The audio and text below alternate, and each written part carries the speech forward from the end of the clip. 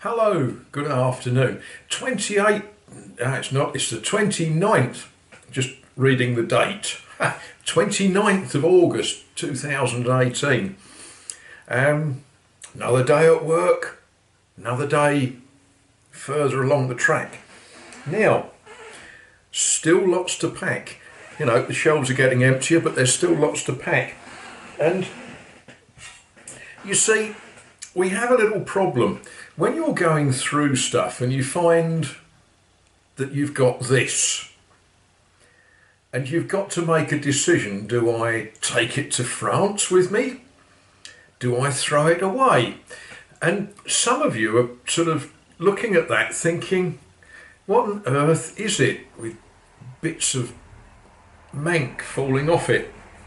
Well, I can tell you, because I cut this from a ship.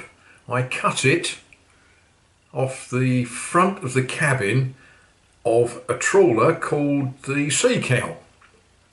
And you might say, well, what is it? It's a piece of brass. And you're probably thinking, oh, you know, for goodness sake, oh, frog. Oh dear, chocolate biscuit actually. You're probably thinking, for goodness sake, you know, throw it away, throw it away. But odd bits of brass sheet like that have uses. They do, honest. As do odd pieces of copper pipe.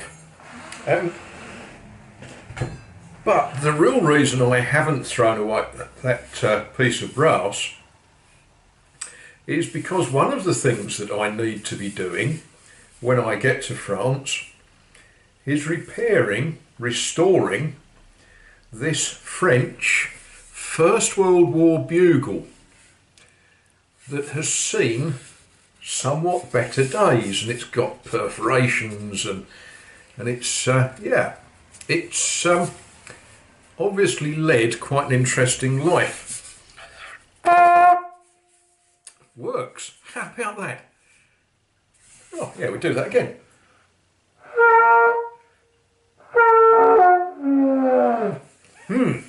Right. You will remember, if you've watched every video I ever made, that I've also got a French hunting horn to repair and I've got an English bugle to repair.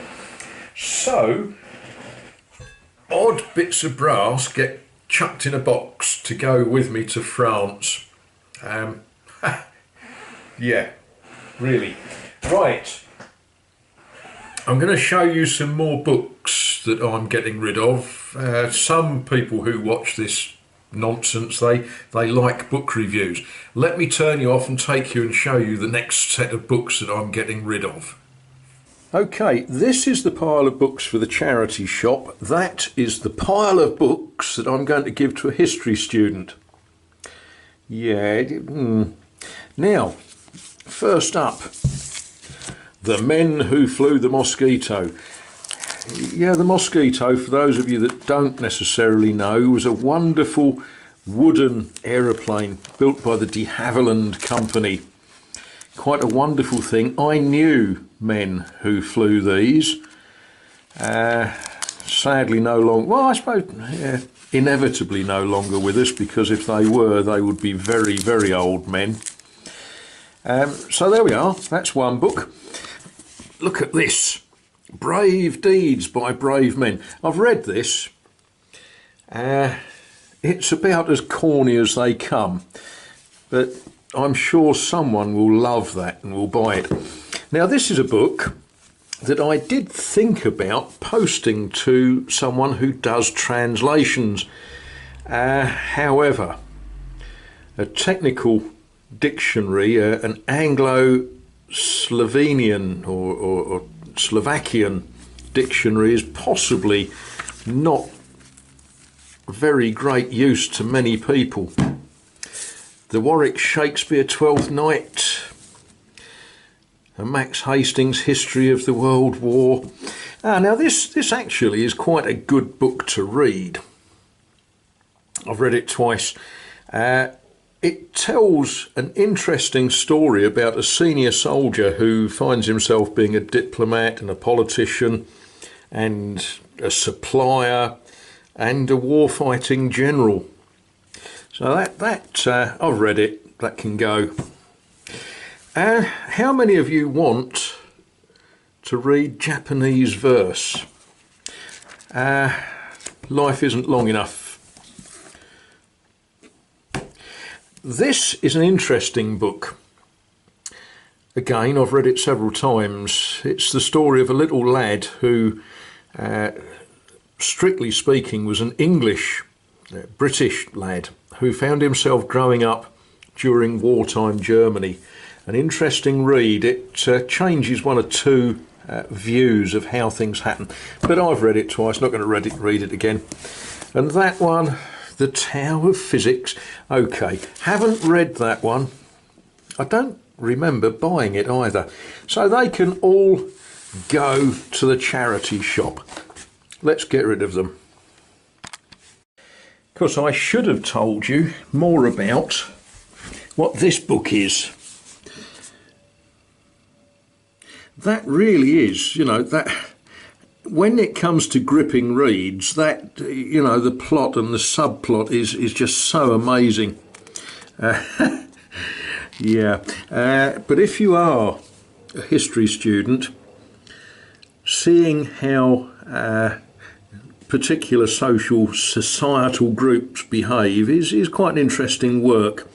Otherwise, trust me, that is deadly dull.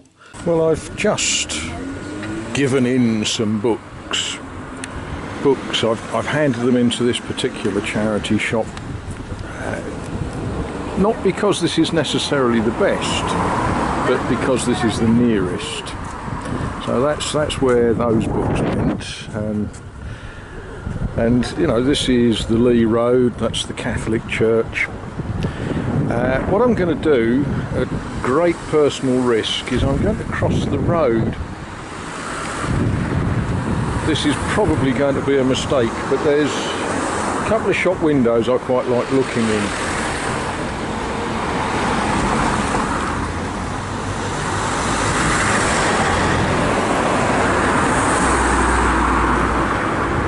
See, they thought the guys that stormed Iwo Jima were brave. You want to try crossing some of these roads.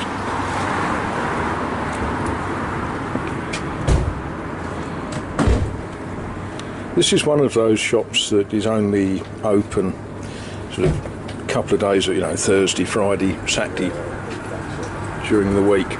Quite an interesting, very small shop full of nautical antiques. Next door to it is another antique shop, and I have to confess, I looked at that sort of sad looking mandolin and I thought I could repair that, and then I thought life is too short actually, isn't it?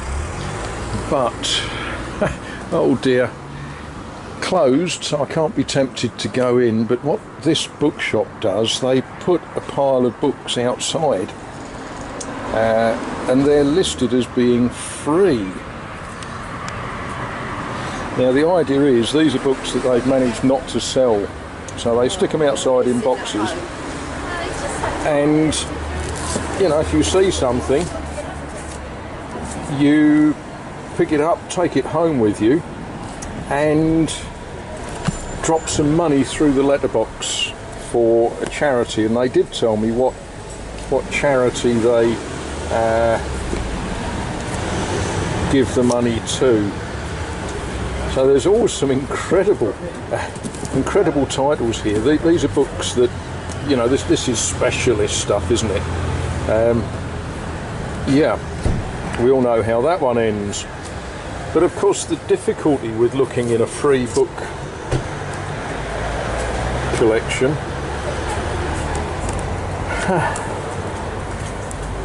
you know, I actually need that book, possibly, do I? I think today I'm going to leave that there. I am going to leave that there.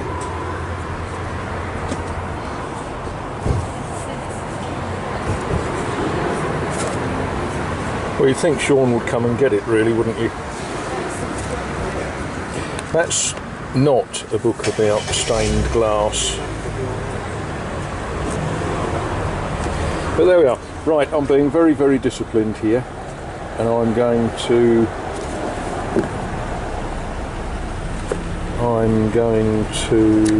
leave all of these books here.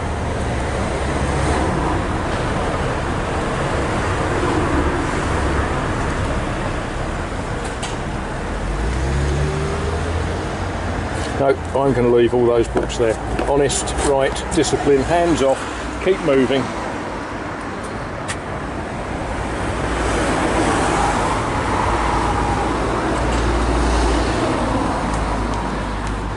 Think about sensible things like pepper pork chops, that's a much better idea.